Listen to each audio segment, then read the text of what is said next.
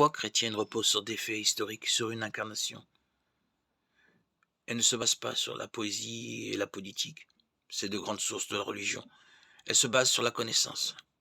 Elle vénère cet être qui se trouve au fondement de tout ce qui existe, le Dieu véritable. La foi chrétienne est aujourd'hui comme hier l'option pour la priorité de la raison et du rationnel. Dieu s'est voulu cacher, parce que Dieu est amour et relation entre personnes. Il ne s'intéresse qu'à l'amour et aux relations entre personnes. Il ne veut pas nous informer de connaissances trop surabondantes. Il veut qu'on le cherche, car chercher est un acte d'amour, de la volonté libre. Il ne faut jamais abandonner les vérités une fois connues, quelques difficultés qui surviennent quand on veut les concilier. Il faut au contraire, pour ainsi dire, tenir fortement les deux bouts de la chaîne, quoiqu'on ne voit pas toujours le milieu par où l'enchaînement se continue. Tu ne me chercherais pas si tu ne m'avais déjà trouvé, dit Pascal.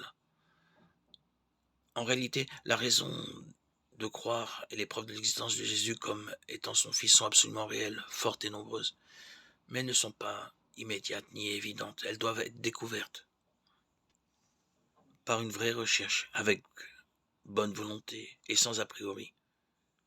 Le Christ qui aspire à cette rencontre promet, qui cherche trouve, Matthieu 7,8. Le poète Pascal le dit bien, Dieu s'est voulu cacher. Dieu étant ainsi caché, toute religion qui ne dit pas que Dieu est caché n'est pas véritable, toute religion qui n'en rend pas la raison n'est pas instruisante. La nôtre fait tout cela. Il se cache à ceux qui le tentent et il se découvre à ceux qui le cherchent. Parce que les hommes sont tout ensemble indignes de Dieu et capables de Dieu. Indignes par leur corruption, capables par leur première nature, pour expérimenter l'amour de ce Dieu personnel. En résumé, Dieu est caché par nature, puisque même quand il se révèle, on n'en perçoit qu'une partie. Il souhaite qu'on le cherche.